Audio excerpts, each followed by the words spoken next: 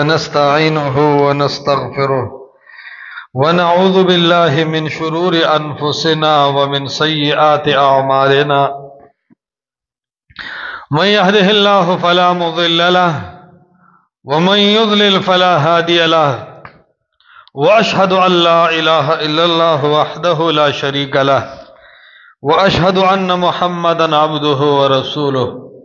أما بعد فأعوذ بالله من الشيطان الرجيم يا أيها الذين آمنوا كتب عليكم الصيام كما كتب على الذين من قبلكم لعلكم تتقون وقال النبي صلى الله عليه وسلم من قام رمضان إيمانا واحتسابا غفر له ما تقدم من ذنبه. در رمضان المبارک میاش دار روانه ده او نن د شعبان آخري ورځ ده او سبا ان شاء الله چې د رمضان المبارک اولنې تاریخ ده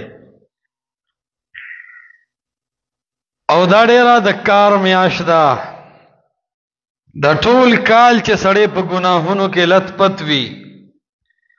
دا ټول کال چې انسان د عبادتونو نه لري وي دا ټول کال دا زنګ په انسان لګېدلی وي دې میاشت کې د انسان د زړه نه دا زنګ لري شي خیر په دې میاشت کې الله تعالی ډېره چولې دی د خپل بندګان پکې معاف کوي او په دې میاشت کې الله سبحانه و تعالی د دې خپل بندګانو د ازلونو ځان طرف ته متوجي کی ځکه حدیث صحیح کې راغلی او رسول الله علیه السلام فرمایلی ان قلوب ابن آدم بین اصبعین من اصابع الرحمن د آدم د بچو د ازلونو دا د رب العالمین د دې دوه ګوتو په منځ کې دي څنګه چې د الله د شان سره مناسب ده یقلبها کیف یشاء څنګه چې د الله تعالی خو شي هغه سي اړي راړي نو دا د رمضان المبارک میاش دی کې د سونه الله تعالی ځان طرف ته راکش کی د خلکو د ګناهونو رب العالمین معاف کی دیو جن دا دومره خسته میاش ده نبی علیہ الصلوۃ والسلام به صحابه ته احنئکم بحلول رمضان اذا ما صحابه د رمضان المبارک پر اتلو درته مبارکی وایم د سلف مبارک راضی چې دا میاش بلا راغله نه وا نو سلف د امت د ډېر زیات په انتظار باندې چې رمضان نه روان دی د خپل عبادتونو ترتیبونو لبه ټیم ټیبل جوړ کو خپل عبادت ته متوجه کېدو د پاره کارونه مخ کې رستو کړل رمضان ته به ځان فارغ کو او اهل علم ذکر کړی دي چې کله به میاش د رمضان تیر شو سلف صالحین به خفو چې څومره د خیر میاش وو دقه سره نه لاړه ټول شپه به ځان په عبادت ستړي کو بیا به د میاش په اخر کې وی رمضان را ټول په غفلت لاړ نو سلف به د دې میاشت استقبال په انتظار سره کو او استدبار چې کله به د میاش لاړ نو خفقان به کو او ډېر فضیلتونه د دې میاشت حدیث صحیحو کې راغلي دي رسول الله علیه السلام فرمایي من قام رمضان ایمانا واحتسابا غفر له ما تقدم من ذنبه یو حدیث روایت کې دا سره چې من صام رمضان ایمانا واحتسابا چا چې د رمضان المبارک روزه ونیسلې ایمانا او د مؤمنو مخکې نم سړی مؤمنی خو دې کې تجدید د ایمان ته اشاره ده په دې رمضان المبارک میاش کې ځان تازه مؤمن ک دوباره د خپل ایمان تجدید وکا الله تعالی ته صحیح متوجه شه نو دا چې کله د ایمان دوباره تجدید وکړو واحتسابا او د ثواب نیت وکا غفر له ما تقدم من ذنبه الله تعالی بستا دا ټول گناهونه معاف کی گناهونو معاف کېدل بالکل صحیح حدیث دي او د قران د آیاتونو نه ثابت ده چې ګناه به وکي او الله په دنیا کې معاف کی او چې الله وغواړي د ګناه د وجه باندې ته جهنم ته بونځي یو پرويزه لګیا دی وغوي وی دا څنګه کېدی شي وی چې ګناه دی وکړو خامخا به جهنم ته ځي او معافي د ګناه نشته. دا خبره د قرآن نه خلافه ده. زه دا خبره ډیره زیاته کوم چې منکرین حدیث د قرآن منکر دي. الله تعالی فرمایي ان الله لا یغفر ان یشرک به ویغفر ما دون ذلك لمن یشاء. الله تعالی شرک نه معاف کوي بغیر د توبې نه او نور ګناهونه چې د الله خوښ شي بالکل معاف کوي. دا د دې دلیل دی چې ما دون ذلک نه علاوه څه مراد دي. د شرک نه علاوه کوم ګناهونه دي چې الله یې معاف کوي او د معاف کولو مطلب دا شو چې جهنم ته نه بوزي او الله یې معاف کوي. کله کله الله فرمای ان تجتنبوا کبائر ما تنهون عنه نکفر عنکم سیئاتکم. کته د غټ ګناه نه ځان ساتینو واړه ګناهونه به درته الله معاف کی. دلته سیئات جمع راوړی دی، صرف شرک ته مراد نشي اغسته بلکې بالعموم تم شرک نه دی مراد، ځکه اپ کبائر کې راغی. عرض دا دی چې الله تعالی وګړي ګناهونه معاف کوي او دا د قرآن فیصله ده. نو کفر عنکم سیئاتکم، ستاسو ګناهونه به معاف کو او دا قرآن دی، بخاری او مسلم هم نه دی. او کله الله تعالی فرمایي چې د ایمان والو عملونه به مونږ قبول کو، نتقبل عنهم احسن ما عملوا ونتجاوز عن سیئاتهم. او د دې د ګناهونو نه به تجاوز کو، په هغې به تیر شو. دا د دې دلیل دی دا آیت کریمه چې الله تعالی وغواړي نو ګناه معاف کوي د چا دپاره چې خوښه شي. او ضرور نه ده چې ګناه دې وکړو ته به جهنم ته ځې، بلکې د رب العالمین فضل چې متوجه شي نو ته به فورا جنت ته لاړ شي او ګناهونه به دې الله تعالی معاف کړي. په دې باندې ګڼ آیاتونه شته چې الله تعالی ګناهونه معاف کوي. دا صرف د حدیثو مسله نه ده، قرآن کې صراحتاً آیاتونه شته چې الله تعالی وغواړي ګناه معاف کوي اور نیکه دو چند کوي. ان الحسنات یذهبن السیئات، فرویزی طبقه رد کوي احادیث، خو رد حقیقت کې په قرآن باندې راځي. نو عرض مې دا دی چې حدیث کې راغلی نبی علیہ السلام فرمایل چې د رمضان د روزې دی ونیسلې الله دې ګناهونه معاف کوي. من صام رمضان ایمانا واحتسابا غفر له ما تقدم من ذنبه. د رمضان المبارک په میاشت کې په دریو طریقو ګناهونه معاف کیږي. یو روایت کې راځي من صام رمضان، د رمضان روزې چې دی ونیولې الله دې مخکنی ګناهونه معاف کوي. بل روایت کې دی من قام رمضان، څوک چې د شپې الله ته په رمضان کې ودرېدو نو د شپې په دې ولاړې الله تعالی ګناهونه معاف کوي. او بل روایت کې دی من قام لیلة القدر، چاته چې د رمضان المبارک په میاشت کې په آخري عشره کې د لیلة القدر شپه او د هغې ثواب او د هغې عبادت ملاو شو، رب العالمین ګناهونه معاف کوي. د رمضان المبارک په میاشت کې په رمضان او په روزو الله ګناهونه معاف کوي. د رمضان المبارک په میاشت کې د شپې په دې تهجد او په دې عبادتونو الله تعالی ګناهونه معاف کوي او په لیلة القدر الله تعالی ګناهونه معاف کوي. د دې دریو واړو تلاش وکړو، هم د روزو کلکه پابندي وکړو، هم د شپې د عبادت کلکه پابندي وکړو، اور هم ورسره د لیلة القدر تلاش وکړو. په دې الله ګناهونه معاف کوي. الله دې دا روزه زموږ د ګناهونو د مغفرت سبب وګرځي. نو ما عرض دا کو چې د رمضان المبارک فضیلتونه ډېر زیات دي. یو حدیث کې راځي، صحیح حدیث دی بخاری، نبی علیہ السلام فرمایي اذا دخل رمضان، کله چې د رمضان المبارک میاشت راشي نو فتحت ابواب السما، د اسمان د دروازې کلاو کړي شي.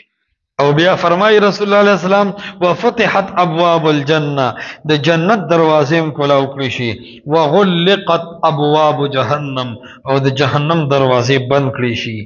وسلسلت الشیاطین، او شیطانان په زنجیرونو باندې بند کړي شي. او بل روایت کې راځي فتحت ابواب الرحمه، د رحمت دروازې رب العالمین کلاو کی. نو دا تا ته اشاره ده چې اے انسانا د اسمانونو دروازې کلاو دي، الله ته متوجه شه. اے د آدم بچیا د جنت دروازې کلاو دي، د جنت تلاش وکړه. اے د آدم بچیا جهنم الله بند کړی دی په خپل ګناهونو ځان جهنم ته موردن نکوا د الله تعالی د رحمتونو میاشت ده راوریږي د الله تعالی رحمتونه ډیر تلاش وکړه چې د الله تعالی د رحمتونو هغه ثمره او نتیجه ته حاصل شي خدای ډیره ضروری خبره ده چې انسان ته د رمضان المبارک په میاشت کې د نیکو عملونو هغه صله الله تعالی ورکي او دا یاد ساته دا رمضان د ایمان په طاقت باندې قائمول شي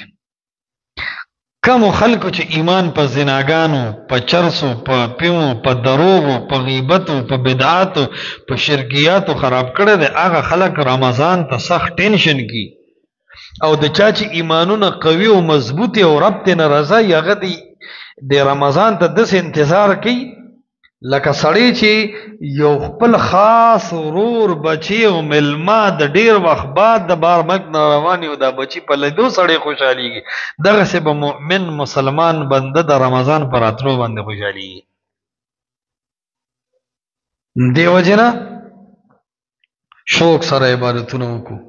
خپل رب العالمین په دې میاش کې رضا کو او داسې عملونه ونکو چې زمون رب العالمین خپشي دا به زمون ډیر لوی د تاوان او د نقصان موقع او وختي چې زمون د لوی رب العالمین خپشي او مونږ د دې اجر او د دې ثواب د رمضان المبارک نه محروم شو دا به زمون د پر ډیر لوی نقصانی او دا روزه د روزدار د پر حدیث کې راځي رسول الله علیه السلام فرمای اته دروازې دي د جنت او د روزدار د پر پکې سپیشل دروازه د چاغه ته وي باب الریان لا يدخلها الا الصائمون نو داخلي کی په باب ریان باندې جنت ته مگر روزدار به داخلي کی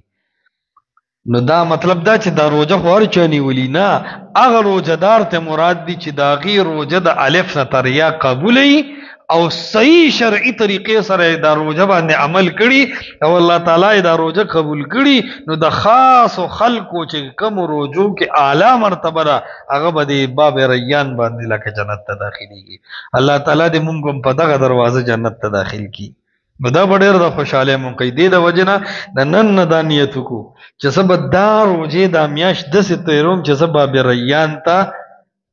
او په باب ریان باندې تلون کې جوړ شم چې دا نیت ته وکړو الله تعالی بیا درکې خدا حدیث مونږ وې او تیر شو چرته د یو روزدار په لکه راغلی دي چې ماته د الله په باب ریان باندې جنت ته تلل راکی نه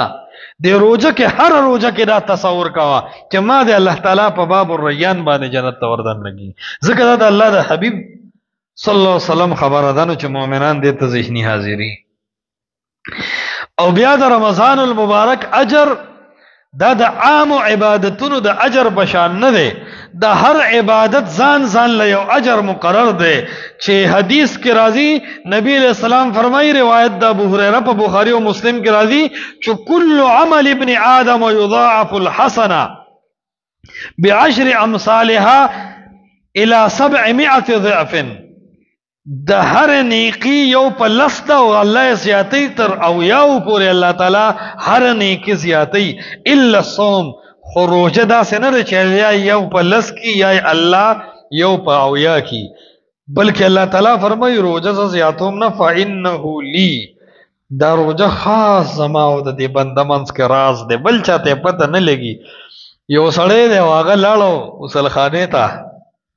او خو مزیدار پزان راوړو له پوجا او خو لوټه راوړو له پزان باندې پور را پورې دی وته وایي کې په خبره یا د وظیفې پراټه په بڑا والي دا اخر کې د پور را پورې وته وایي کې چې بار راغنه ویانه ډېر وګې ما ډېر تګې ما نو خلک وایي نه چې لکه سبق مو وایي چټیو قاسم نن خرابې منس کې شه دیواله دی دا ولې دا یو راز د ښکارا پته نه لګي نو روزه دا یو داسې عبادت دی چې دا د الله او د بنده منځ کې راز دی فانه لی وانا اجزی به الله تعالی فرمایي دا روزه زماره پر او د جزام په ما باندې دا د ملائکه په لاس باندې نه دا او الله تعالی فرمایي یدعو شهوته وطعامه من اجلی دی بنده زما حلال شهوت او حلال خوراک ما لپاره پرېښه دی نو زه بدله جنت کې بدله ورکوم ډېر اعلی بدله. نو په کار دا ده چې دا رمضان په دغه تصور باندې تیر شي او جنگ جګړې پکې مو نشي او شور پکې مو نشي. او بل ځای کې رسول الله علیه السلام فرمایي، حدیث د بخاری او مسلم په روایت د ابو هريره کې راځي چې للصائم فرحتان، د روزدار د پاره دوه خوشالۍ دي. یو خوشحالي خو هغه ده چې دی دسترخوان باندې ناست او کجوري دي او پکوړي دي او خوراکونه دي او دی وته چې کم د خلک وبزي راځي خلابان کې نه دی ویلې، او چې څنګه روزمات کوي او اذان ووري د دک ټیم د اړه خوشاله شي او ګلاس ته پوز اعلان دي کی دا د یو خوشحالي ده. خو بل خوشحالي سره فرحت عند فطره، یو خوشحالی د روزدار دا چې کله دی روزه ماتي، وفرحت عند لقاء ربه، یو خوشحالی به د علم ملاویږي چې کله د رب العالمین سره ملاقات کی. هغه غټه خوشحالی ده، عادت دي سخت تندي او د ډېر لوګي د ختمېدون هم لویه خوشحالی ده چې انسان د خپل رب العالمین سره ملاو شي. او بیا حدیث کې راځي رسول الله علیه السلام فرمایي ولخلوف فم الصائم اطيب عند الله من ريح المسك، د دې لوګي د وجنه د روزدار د دې خلینه یو بلاس او یو بوی راځي چې دا بوی په عام خلکو باندې بد لګي، دي ته د معدې ګیس وای، د معدې بلاس وته وای، بل سړی باندې بد لګي. الله تعالی فرمایي چې د روزدار د خلی دا بدبوئی دا الله تعالی ته د مشکو د انبر نه زیاته خوږه لګي. نو علما وی چې د روزدار د خلی د بدبوئی دومره لوی قدر دی، نو د بدبویا هوای قدر شتا د دې خوشبودار اعمالو به سوره قدرې چې د خلی د بدبوئی دومره قدر دی چې الله ته د مشک او د انبرونه مزیاته خوښه ده. نو د دې خوشبودار تلاوتونو، د خوشبودار قیام اللیل، د خوشبودار اعمالو به الله تعالی سره څومره لوی قدرې دی. د وجنه په دې عباداتو کې ډېره پوره توجه پکار ده. او بیا د الله حبیب فرمایي والصيام جنه، روزه چې دا ډال دی ډال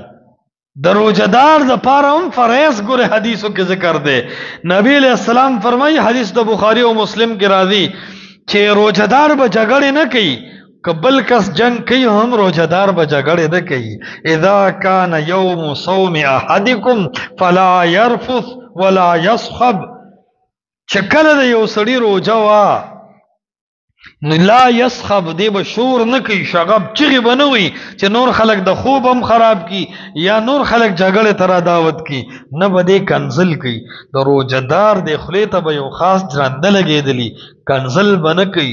شور به نه کوي. دومره پورې د الله پیغمبر فرمایي فإن صابه احد او قاتله،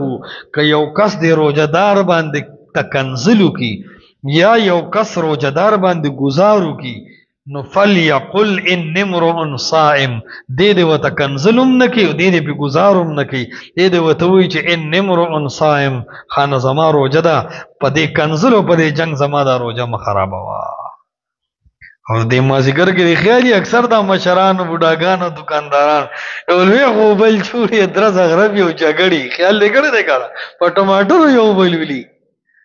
دا لکه دا څنګه روزه ده بھائی، چا زړې بوډې غاني ابېګانې راټینګې کړي دا غرب غروب خيږي اعتکاف ته ورپسې ورشي او را باري کی. دا ډېرې غلطي طریقې دي چې کور کې خزه واخی، خزو سره جګړه کې دا مالګه کم ده او دا زیاته ده، او هغه غریبانان دي تو تنور ته ولاړي ور ته ولاړي، بس په دې خزو باندې لګ د رحم په نظر باندې قتل پکار دي. تاسو ډېرې جګړې خشه نه ده. نو دا د الله حبیب ګور روزدار له فرض ذکر کړی دی نه،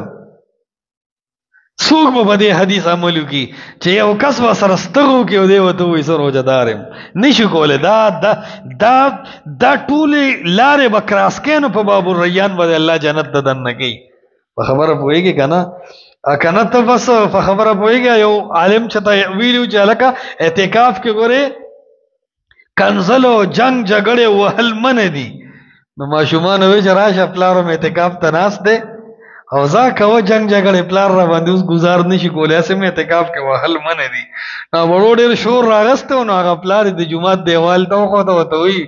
دا جګړه پرې ده سم شه کني درغلې به مې اعتکاف ته ناستم صداري پور جیل کې نیم بن شوی په خبر اورځه نو لکه دانه چې کنه ته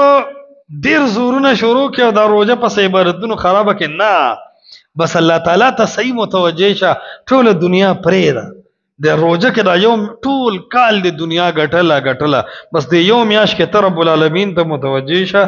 او دا ټول خبره پرې ده. دا یو غټه مسله په د امت کې شروع ده چې الکه روزه به کلی اختر به کلی سعودي سره به نیسو که کوم ځای سره به نیسو. یو لویه مسله په د امت په مسلمانانو کې دا ده الان کې دا د الله پیغمبر په ډیره اسانه طریقه باندې خلق کړی دا. روزه په کلندر نه معلومیږي، روزه په غړې نه معلومیږي، روزه په تاریخونو نه معلومیږي. د الله حبیب فرمایي د ابن عمر رضی الله تعالی عنہ روایت بخاری او مسلم کې راغلی دی د الله حبیب جناب رسول الله صلی الله علیه وسلم فرمایل لا تصوموا حتى تروا الهلال، تر هغه به روزه نه نیسئ تر څو چې دوه څلور مسلمانانو د روزه میاشت لیدلې نه ده.